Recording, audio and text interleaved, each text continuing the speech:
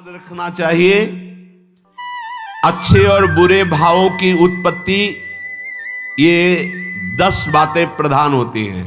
आपके अंदर अच्छे भाव आ रहे हैं या बुरे भाव आ रहे हैं तो उनमें ये 10 बातें प्रधान हैं। पहला, स्थान। आप कहां बैठे हैं, कहां रह रहे हैं, किस जगह खड़े हैं, आपको स्थान देख करके ही बर्ताव में उतरना है। जैसे मदिरालय है, आप वहां खड़े होंगे तो तमोगुण अपने आप बढ़ने लगेगा, आसुरी प्रवृत्ति बढ़ने लगेगी। ऐसे ऐसे जिस स्थान पर खड़े होने से, देखने से, बात करने से हमारी वृत्ति बिगड़ रही, उस स्थान का तत्काल त्याग कर देना चाहिए, वहां से हट जाना चाहिए। पहला है स्थान। जैसे सत्संग, यमुना जी का एकांतिक पावन तट, किसी लता के नीचे, किसी संत भगवान के सानिध्य में, अब हमारा ये स्थान भजन वृत्ति बढ़ाएगा। उस व्यक्ति का घर जिसके पास जाने से वासनाएं बढ़ रही, उस स्थान में जहां दृश्य देखने से हमारे अंदर गंदी बातें आ रही, पहला है स्थान। दूसरा है अन्न। बहुत बड़ा प्रभाव अन्न का होता है। अगर अधर्म के द्वारा कमाया हुआ अन्न है तो बुद्धि अधर्म में ही लगेगी। यदि भोजन पकाते समय, रसोई रांधते समय आप विकारात्मक चिंतन कर रहे हैं तो कोई भी प्रसाद पाए उसके अंदर विकार जागृत हो जाएगा। अन्न का बहुत बड़ा प्रभाव पड़ता है। एक बार पूज्यपाद उड़िया बाबा जी महाराज अपने परिकर के साथ भ्रमण में थे तो किसी बड़े धनी मानी ने निमंत्रण दिया, महाराज आज यहीं रुको। तो बाबा ने कहा हम लोग गांव के अंदर नहीं रुकते, तो बाहर कोई वृक्षों का समुदाय, जंगल जैसा, तो उसमें वहां रुके, पर भोजन उनकी तरफ से, भोजन सबने पाया। जब सुबह हुआ तो महात्मा जन, साधक जन एक दूसरे की तरफ देखे और बोले आज तो हमको बड़ा दोष हुआ, गंदा स्वप्न आया और हमारा संयम बिगड़ गया। बोले ये तो हमको भी हुआ, जितने थे सबको हुआ। उड़िया बाबा के समीप गए, बाबा ने कहा अच्छा ऐसा हुआ, ये तो अन्न दोष है, बुलाओ सन्न पवाने वाले को, फिर चलेंगे। बुलाया और बाबा ने कहा बिल्कुल सत्य बोलना, नहीं तो आप जानते हो इतने महात्माओं के संयम को आपने भ्रष्ट कर दिया, सत्य बोलना क्या बात थी। उनका महाराज संतान नहीं हो रही थी, सुना था आप बहुत सिद्ध महापुरुष हैं तो आपके परिकर को इसीलिए पवाया, अंदर काम भाव था, ये हमारे कामना थी कि संतान उत्पन्न हो, वैसे चिंतन करते हुए बनाया ऐसे। बोले सबका संयम नष्ट कर दिया। होश में नरक जाने वाली बात मत सोचो, अरे संतों को पवाओ जैसे अपने पुत्र को पवाते हैं, ऐसी भावना करनी चाहिए। आज हो भाग्य तो परिणाम खुद मंगल में निकलेगा। काम भाव से युक्त होकर क्यों बनाया, सब संतों के अंदर विकार पैदा कर दिया। अन्न का प्रभाव पड़ता है, हम जैसा अन्न पाते हैं वैसा। कई बार सुनाया है, सिद्ध महापुरुष पूज्य प्रातः स्मरण श्री बलराम दास जी महाराज झाड़ू मंडल के, यमुना के पावन तट पर ही है, रास मंडल के पास ही, वो अपने एक लता के नीचे बैठे हुए भगवत चिंतन कर रहे थे। अचानक यमुना जिस नजदीक है तो कोई माई स्नान किए हुए निकली तो नेत्रों ने देखा और विकार उत्पन्न हो गया। वयोवृद्ध सिद्ध महापुरुष, उन्होंने कहा आप तो इस शरीर को नष्ट कर दूंगा। शिष्यों ने कहा महाराज ऐसा क्यों? बोले किसी माता के शरीर को देखकर हमारे अंदर विकार क्यों आ गया? ऐसा नहीं, आज तक कभी नहीं हुआ, ऐसा क्यों हुआ?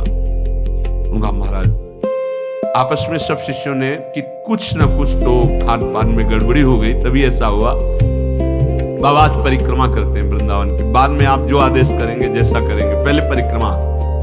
वृंदावन की परिक्रमा का बहुत बड़ा प्रभाव है। जब कभी मन आपका ऐसा विक्षिप्त हो, परेशान हो, तत्काल परिक्रमा प्रारंभ कर देना, नाम जप करते हुए। आप देखना परिक्रमा पूरी होते होते शांति हो जाएगी। बाबा ने खूब नाम कीर्तन करते हुए शिष्यों के साथ परिक्रमा दी, मन का विकार शांत हो गया। उनका ऐसा कैसे हो सकता है कि हमारे अंदर विकार आ गया? ये बड़ी सूक्ष्मता का विषय है। कल प्रसाद कहां से आया था? उस समय लाड़ेले गोविंद देव जी महाराज यहीं विराजमान थे वृंदावन में। बोले तो ठाकुर गोविंद देव जी का प्रसाद आया था। लकुट उठाई, है वो तो भगवत स्वरूप। तस्मित तज्जने भेदा भावात, भगवान और भगवान के ऐसे जनों में भेद नहीं होता, वो भगवत स्वरूप होते हैं। गए और कहा बताओ आपका प्रसाद न पावे तो अपराध लगे कि प्रसाद नहीं पाया, और प्रसाद पावे तो हमारे अंदर काम जागृत हो जाए, हम तो मरे ना दोनों तरफ से। तो ठाकुर जी बात कर रहे थे, दूसरों को नहीं सुनाई दे रहा था। कह रहे थे कि देखो नाराज मत हो, कलकत्ता की वैश्या थी, उसने भोग लगाया, अब उसने भोग लगाया तो हमने चख पाया। आपको प्रसाद का किनका लेना चाहिए? किसने कहा था कि पूरा प्रसाद पाइए? जरा किनका ले लेते हो, मधुकरी पाते। हाँ ये बात आपकी बात। तो हमारा तो पूरा विश्व है, कोई भी भोग लगाएगा हम तो पाएंगे। हमारे प्रसाद की निष्ठा आप सबके हृदय में, तो किनका लीजिए, पूरा मत पाइए। सोचिए, भगवत अर्पित प्रसाद और वृत्ति भगवान ने आदेश किया किनका पाओ, माधुकरी मांग के खाओ। यहां वर्णन कर रहे, यदि हम अन्न थोड़ा भी हमारे अंदर दूषित चला गया, तो जब कभी ऐसी विकार की भावना हो, आपके अंदर विकार बन रहा है, तो खोजिए। आपने कोई दृश्य देखा है, आपने किसी से बात की है, आपने कोई ऐसा संकल्प बनाया, नहीं तो फिर भोजन दोष आ गया, अब आज उपवास कर दो। जब तक वो वृत्ति न नष्ट हो तब तक कुछ मत पाना, जल से काम चलाना। तो एक दिन एक पहर अपने आप शांत हो जाएगा। अगर बहुत विकलता हो रही तो नाम कीर्तन शुरू कर दो, भोजन मत पाना, नाम कीर्तन शुरू, बिल्कुल शांति मिल जाएगी, बिल्कुल। और ये तो उदाहरण महापुरुष इसलिए देते कि हम सावधान रहें। हमारे अच्छे भाव या बुरे भाव में ये 10 बातें बहुत प्रभाव डालती। पहला स्थान, दूसरा अन्न, और तीसरा जल। पानी भी बहुत संभाल के। नहीं, आजकल तो देखो प्रायः ऐसे दांत से प्लास्टिक नोचेंगे, ऐसे पानी पिएंगे, कब भरी गई, कहां भरी गई, कैसा पानी। बड़ा देखो कैसा हमारे भजन साधन के लिए विक्षेप पैदा होता चला जा रहा है। पहले सुंदर सरोवरों का जल, मतलब 15 वर्ष तो गंगा जल ही केवल पिया है, जो आकाशवृत्ति से मिला नहीं, गंगा जल ही पिया है। कुआं का जल, फिर आया हैंडपैप का जल, अपवित्र होने लगा। हैंडपैप में जो वाशर, अगर वो कहीं चमड़े का पड़ा हुआ है तो अपवित्र जल हो गया। अब हैंडपैप का भी अंतर ध्यान स्वरूप हो गया, अब तो नहीं दिखाई देता। अब रह गया है मोटर से निकले और फिल्टर में जाए, वो मशीन जो फिल्टर करती पानी को, आरओ, उससे। अब वो जिनके पास है तो है, नहीं तो परिक्रमा लगाया हो, आपको पानी पीने को नहीं मिलेगा। देखो कैसा समय आ गया। भोजन, पहले कोई दगाबाजी भोजन में तो नहीं करता था। गांव में जब जिसके यहाँ दूध बेचा जाता था ना, उसको बहुत लघु दृष्टि से देखा है, गाय माए एक बराबर होती है, ये दूध बेचता है। 10-5 किलो मठा तो आप ऐसे मांग के ले सकते थे, अगर अड़ोस पड़ोस में वो मठा मिल जाएगा। जब कोई उत्सव होता, फ्री दूध 100, 200, 500 किलो पूरे गांव के सब दे देते, कोई ऐसे बेचता था। अब दूध नहीं, जब बूढ़े लोग बैठते थे कहते थे पानी बिकेगा आगे चल के। आज पानी बिक रहा है, नहीं बिक रहा, पानी बिक रहा है। हमें लगता है सबको ही पैसे से ही पानी है। वो बोतलें नीली नीली नहीं, इतनी बड़ी बड़ी बिकती, उन्हीं से पानी पिया जा रहा है। आगे और समय जल का प्रभाव पड़ता है। जैसे हम गंगा जल पीते थे, सही कहते, कई दिन जब भोजन नहीं मिलता तो पूरी पौष्टिकता गंगा जल से मिलती थी। गंगा माता के जल से ऐसा लगता था मानो हम परम पावन अमृत पान कर रहे हैं, सारी पौष्टिकता मिलती थी। कुएं का जल अपने आप में पौष्टिकता से युक्त होता है, जो हमें चाहिए। आज देखो जल की समस्या हो गई। पवित्र जल पीने के लिए हम तरस रहे, कहां हो जल, कैसे मिलेगा जल? या तो आप पैसे वाले हो तो आप खरीद करके पीजिए, नहीं तो अब वो जल नहीं रह गया कि कुएं से निकाला पी लिया या सरोवर से पी लिया। या कैसा दुर्भाग्य है। जल का बहुत बड़ा योग है साधना में। जैसे स्थान का परम पावन वृंदावन धाम, अन्न का, तो अब हम भगवत प्रसाद पाते हैं। जल का बहुत बड़ा योग है, आज दूषित होता चला जा रहा है, क्योंकि अब हाथ की बात नहीं रह गई है कि आप सुंदर कुआं से जल लें या सरोवर से जल लें या आप नदी से जल लें। और स्वामी जी के लिए लिखा हुआ है रोज यमुना स्नान और रोज यमुना जल ही पान। हमारे वृंदावन के समस्त भगवत स्वरूपों का स्नान यमुना जल से ही होता था, हो रहा है और होता ही रहेगा। बिहारी जी के लिए आज भी कलश में भरकर यमुना जल ही जाता है। वो कपड़ा से ऐसे ढक के जब हम 2 बजे परिक्रमा देते थे तो एक महाभागवत है, वो किसी को छूते नहीं, दूर से कहते छूना मत, बिहारी जी के लिए जल जा रहा है स्नान के लिए बिहारी जी। फिर चौथा है आपका परिकर, जहां पर रह रहे हैं वो समुदाय, चाहे परिवार हो या आप समुदाय, वो कैसा है, रजोगुणी है, तमोगुणी है, सतोगुणी है या त्रिगुणातीत भागवतिक है, उसका प्रभाव पड़ेगा। पांचवा है आपका पड़ोस, आसपास वाले घर, जैसा है वैसा प्रभाव पड़ेगा आपके ऊपर। पड़ोस निंदनीय है तो बंधन से युक्त होना पड़ेगा। लंका के पड़ोस में रहने के कारण अगाध महिमा वाले समुद्र को बांध दिया गया, रघुनाथ जी ने पुल बांधा। दंड देने के लिए तैयार हो गए थे सरकार, अग्निबाण संधान कर लिया था, पड़ोस के कारण ही तो ना, पड़ोसी रावण था, इसीलिए आस पड़ोस का बड़ा प्रभाव पड़ता है। फिर अगला है दृश्य, इस पे बहुत सावधानी की जरूरत है। ये मोबाइल भगवान चल गए हैं, बहुत विस्तार से चल गए हैं, अब कोई छोटा मोबाइल रखना नहीं चाहता, सब वो स्क्रीन वाला रखना चाहते, टच मोबाइल। दृश्य से बचो, बच्चों, जवानों, बूढ़ों, सबकी वृत्ति जो माया आकर्षित करती, जो दृश्य हम देखने के लिए अंदर से उल्लसित है, वो मोबाइल में सब है, चाहे भागवतिक और चाहे सांसारिक। तो भाई देख लो, गुण दोष में संसार है, अगर आप दोष ग्रहण करना चाहते हो तो दोष ले लो, गुण तो गुण। बहुत बहुत खतरनाक विषय है और बहुत लाभदायक विषय है। किसी संत की वाणी एक बार समझ में नहीं आई, अगर हम 10 बार सुने तो समझ में आ जाएगी, ये लाभदायक है। कभी कोई किसी से बात करनी, पहले जा रहे तो पोस्ट कार्ड चलते थे, एक कार्ड, वो 15 पैसे का इतना बड़ा वाला आता था, 25 पैसे का बंद वाला लिफाफे में आता था, नीले नीले कागज का 15 पैसे वाला कार्ड, उसमें चिट्ठी जाती थी महीनों में। कभी यहां 1 मिनट में अमेरिका से बात कर लो, कितनी बढ़िया बात हो गई। उसका दुरुपयोग ना करो। अब हमारी इतनी चंचल वृत्ति है कि दुरुपयोग करने के लिए उत्साह बढ़ जाता है। बोले अब सब काम हो गया है, अब एकांत सेवन कर रहे हैं, अंदर से सिटकिनी बंद और मोबाइल भगवान का संग शुरू।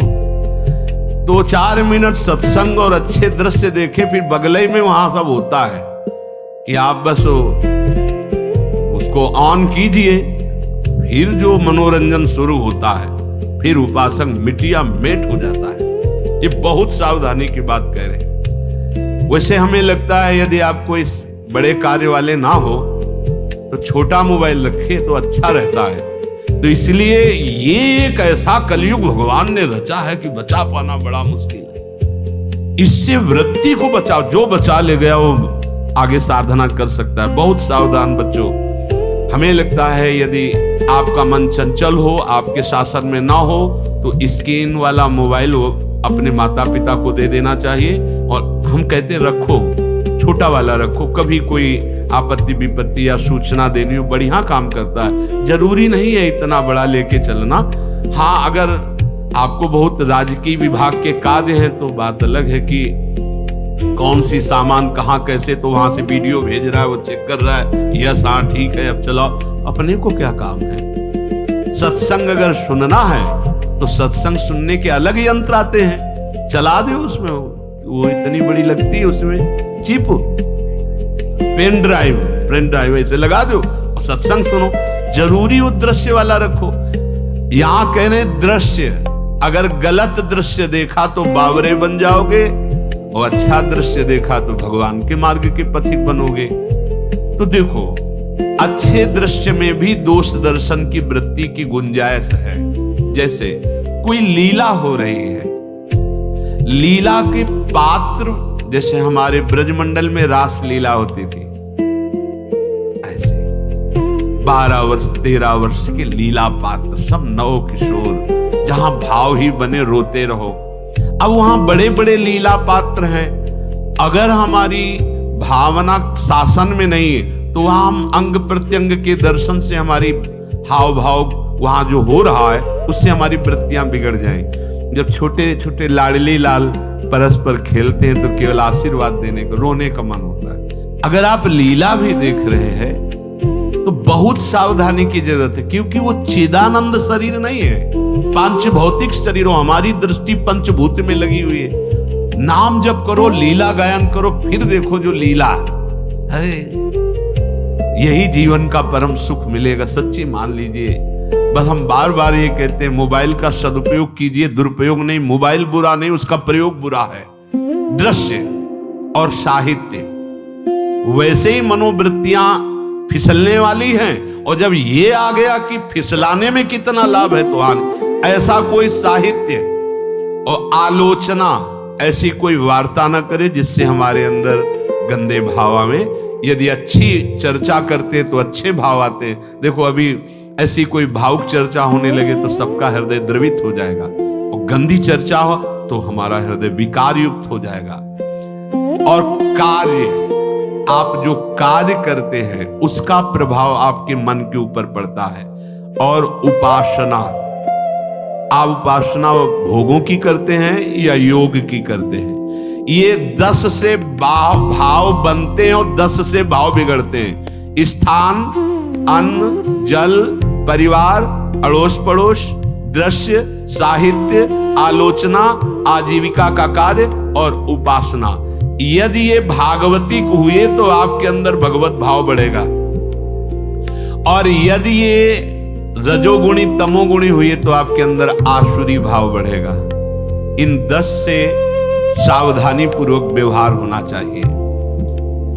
जैसे आस पड़ोस में है तो बड़ी सुविधा है, यहां कोई किसी से मतलब नहीं रखता, बगल वाला कौन है ना, किसी से मतलब, ये बढ़िया है। ज्यादातर गांव में होता है। अपने यहाँ ये अच्छा है कि जैसे आप अपने कमरे में गए, किसी से कोई मतलब नहीं, वैसे ऐसा ही जीवन रखना चाहिए। अड़ोस पर ये ज्यादा जो व्यवहार मित्रता बढ़ाने वाला विषय, ये धाम में नहीं है। वृंदावन में ऐसा नहीं व्यवहार रखना चाहिए। आपके पड़ोस में कौन रख रहा है आपका परिचय नहीं होना चाहिए, कौन कौन रह रहा है आपकी जानकारी नहीं होनी चाहिए। नजर नीची की, अपने कुटिया में गए, अपने ठाकुर जी से मतलब, अपने भजन से मतलब। ना पड़ोसी को कुछ देना चाहिए ना लेना चाहिए, बात समझ लेना। जैसे आज उत्सव है, उनको हम बुलाते हैं, वो हमारे यहाँ, ये व्यवहार यहाँ नहीं है। बनवासी हो, ठाकुर का भोग लगाया, और अगर आपको बांटना है तो बाहर निकलो, आधा किलोमीटर दूर ऐसी जगह बांटो जो तुम्हें राधे श्याम दोबारा ना बोले। फिर वो तुम्हें बुलाएगा, फिर वो बैठेगा, फिर प्रपंच की बातें होंगी, निंदा स्तुति की होंगी, फिर बड़ी संगोष्ठी होती है, पता चलता है। क्या फायदा ऐसे जीवन से? आप वनवासी हो, समय एकांत में दीजिए, अपनी कुटिया में बैठिए, नाम जप कीजिए, निकलिए, सत्संग सुनिए, ठाकुर दर्शन कीजिए, परिक्रमा कीजिए, फिर अपनी कुटिया में। ज्यादा व्यवहार में नहीं उतरना चाहिए, ये वनवास है, वृंदावन वास। सत्संग का सेवन, रजोगुण तमोगुण का त्याग, तो दुष्संग से आप बच जाएंगे। दुष्संग से बचने का मतलब है काम क्रोध मोह स्मृति भ्रंश बुद्धिनाश सर्वनाश कारणत्वात्।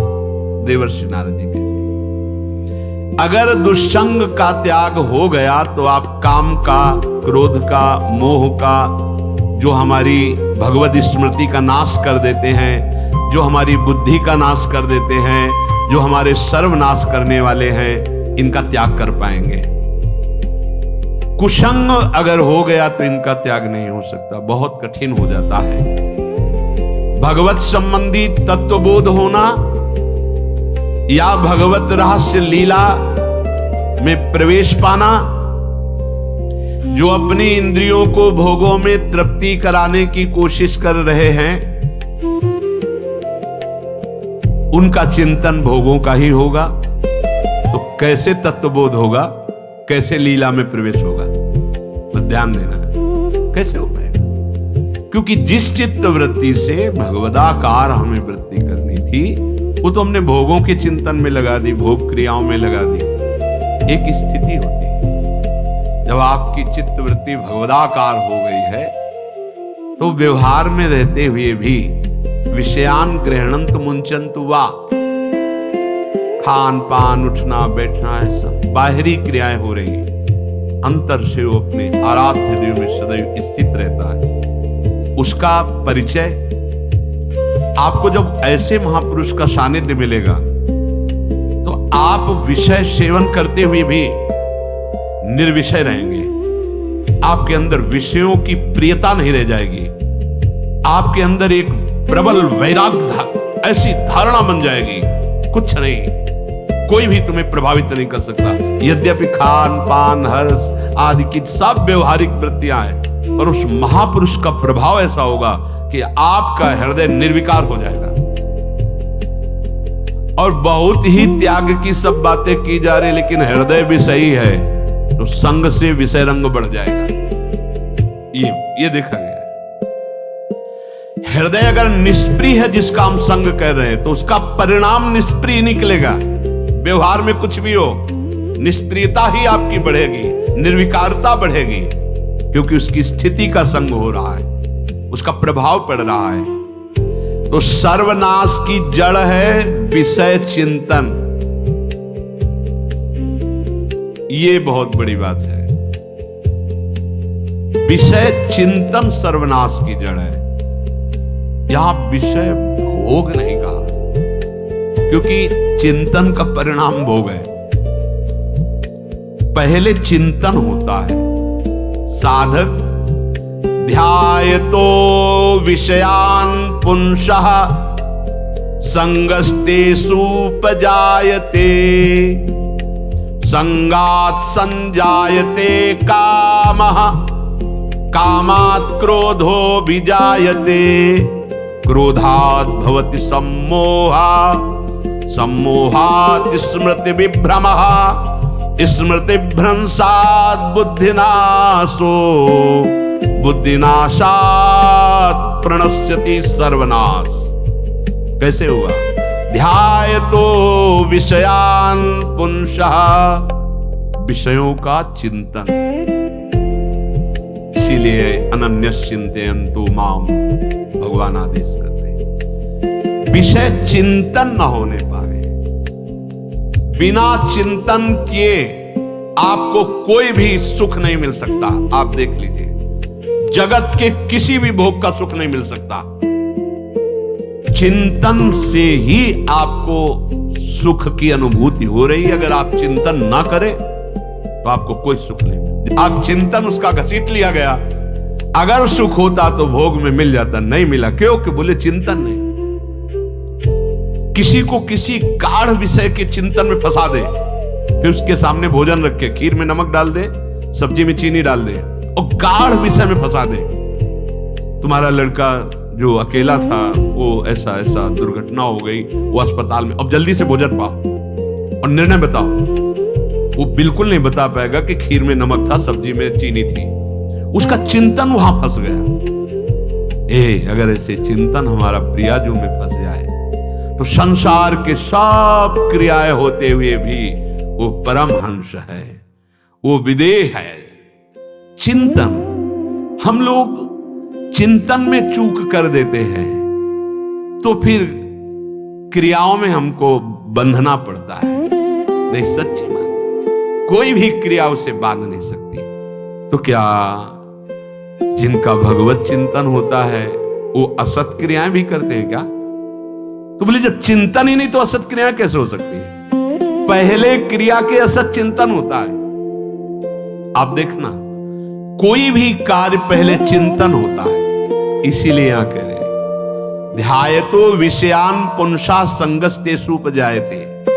पहले सबसे पहले विषय का चिंतन होता है। अगर विषय का चिंतन ना होने पावे तो आपको कोई फंसा ही नहीं सकता भोग, कोई भी भोग नहीं फंसा सकता। जहां विषयों का चिंतन हुआ तो संग की प्राप्ति, विषय भोग की प्रबल इच्छा, प्रबल आसक्ति, और वो जो चिंतन हुआ था वही आपको सुख दे रहा है। वही, वहां सुख नहीं है, आपके चिंतन का वहां सुख। जैसा चिंतन, अगर आपका चिंतन विक्षिप्त कर दिया जाए, एकाग्र ना होने पाओ, तो किसी में आपको सुख नहीं मिलेगा पक्का।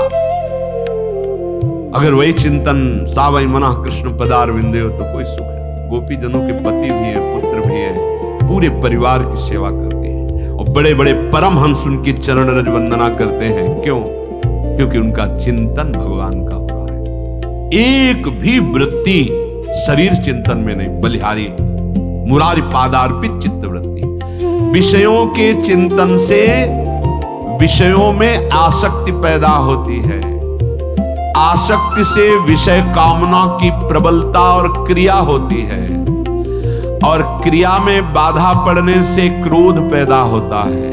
क्रोध से मूढ़ता छाती है, मूढ़ता से स्मृति भ्रमित हो जाती है, स्मृति भ्रंश से बुद्धिनाश होता है, और बुद्धिनाश ही सर्वनाश है। इसलिए चित्त का निरंतर अधिक समय तक सावधानी पूर्वक भगवन नाम में, भगवत लीला में, आप सब भगवत कृपा पात्र जन हैं, चिंतन न बिगड़ने पाए। होता क्या है कि क्रिया से तो हम सावधान है, समाज है, क्रिया से तो हम सावधान, क्योंकि समाज भी है, व्यवहार भी है सामने, लेकिन चिंतन तो कोई नहीं जान रहा ना, अंदर ही अंदर हम क्या चिंतन कर रहे हैं। तो साधक चूक कर बैठता है।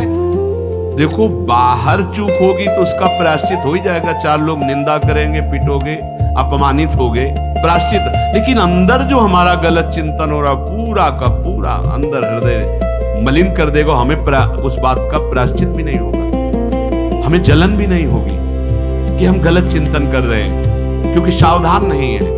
खास बात साधना में चिंतन संभालने की है। काम, क्रोध, मोह, स्मृति भ्रंश, बुद्धिनाश, सर्वनाश कारणत्वात्। देवर्षि नारद जी कह रहे हैं, चित्त का जहां अधिक चिंतन होता है वही हमारी तन्मयता बन जाती है, वही हमारा स्वरूप होने लगता है। बोले बहुत कामी पुरुष है, बोले बहुत क्रोधी पुरुष है, बोले बहुत नीच पुरुष है, पूरा संबोधन होने लगा उसके लिए, क्योंकि वो उसी चिंतन से, वैसी क्रियाओं से। अरे बोले तो बड़े भगत हैं, भगवान के स्वरूप है साक्षात। जो हम अधिक चिंतन करते हैं वही क्रियान्वित होता है, जो क्रिया होती है, चिंतन होती है, वैसे हमारा स्वरूप बन जाता है, वैसे हमारी स्थिति हो जाती है। सांसारिक विषयों और विषयी पुरुषों का शरीर संग, वाणी संग, मन के द्वारा संग, ये आपके अंदर विषय चिंतन बढ़ा देगा, विषय क्रियाओं में लगा देगा। इसलिए बहुत सावधान। विषय में कोई ताकत नहीं है, विषयासक्ति दुर्गति कर देती है। एक बार देवर्षि नारद जी जनक जी से कहा कि आप विदेह राज कैसे हैं,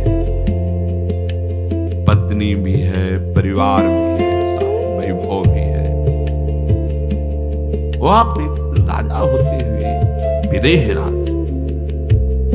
उनका आज विश्राम कीजिए, कल सुबह चर्चा करेंगे। तो रात्रि में अपने शयन गृह में देवर्षि नारद जी को शयन कराया और अपनी अर्धांगिनी से कहा कि आप जाकर शयन कीजिए देवर्षि नारद जी, जो आज्ञा। अब वहां देवर्षि नारद जी के समीप जब नारद जी ने देखा कोई स्त्री, तो शकिल गए और शकिल गए। वो आज्ञा जैसी हुई थी, जब दीवाल मिली तो दीवाल की तरफ मुंह करके लेटे रहे।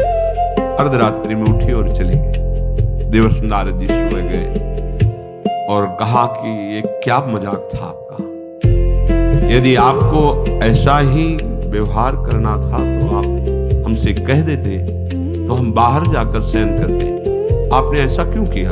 क्या हुआ महाराज? जब हम वहां शयन कर रहे थे, कुछ रात्रि व्यतीत होने पर आपकी अर्धांगिनी आई और लेट गई सैया पे। उनको पता नहीं एक देव ऋषि के साथ ऐसा व्यवहार नहीं कर। फिर क्या हुआ महाराज? फिर हम और शिकलते गए, फिर दीवाल मिली तो उधर मुंह करके फिर सो गए। तो तुमने स्त्री को दीवाल नहीं समझा, दीवाल को दीवाल समझा। यही आप में और हम में फर्क है। आपके लिए जैसे दीवाल निश्चिंतता का कारण है, ऐसे ही हमारे लिए स्त्री होते हुए भी वो दीवाल की तरह ही है, किंचन मात्र विकार उत्पन्न नहीं कर सकती। यही अंतर है। इसी बात से हमको विदेह राज कहते हैं। ये स्थिति अब कह दे स्त्री शरीर और दीवाल में क्या ज्ञान की विशेषता? वो जड़ है और चैतन्य नहीं। ये शरीर भी जड़ है, चैतन्य आत्म तत्व है। पंचभूतों से दीवाल बनी है। अग्नि तत्व से ईंट पकाई गई है। पृथ्वी तत्व तो है ही, पृथ्वी तत्व में जल मिलाकर उसको आकार दिया गया है। वायु तत्व ने उसे सुखाया है, अग्नि तत्व ने पकाया है, और शब्द आकाश तत्व है। 5 भूतों से वो बना, 5 भूतों से बना है। सच्चा ज्ञान ये कि इसमें और दीवाल में कोई अंतर नहीं। चैतन्य घन आत्म तत्व के कारण ये चलता फिरता नजर आता है, और वो खड़ा स्थायी जड़ दिखाई दे रहा है। इसमें भी भगवान है, उसमें भी भगवान है। इसमें भी पंचभूत है, उसमें भी पंचभूत है। नरसिंह भगवान खंबे से प्रकट हुए थे। बस केवल अज्ञान के कारण जड़ चैतन्य का भेद है। तो आप समझ में आया। ये जो हमारे अंदर भोगों की आसक्ति है, यही कामना प्रकट करते, यही पाप प्रकट करते, यही हृदय को मलिन कर। इसलिए हम अपने चिंतन को संभालें। चित्त चोर के चरणारविंद का चिंतन करें, निरंतर नाम जप करें, भगवद आश्रित रहें। प्रभु अपने भक्तों की रक्षा करते हैं, जैसे माँ अपने बच्चे की। करो सदा तिनके रखवारी, जिम बालक राखे महतारी। राधा राधा राधा शेष चलता आगे। श्री राधा वल्लभ।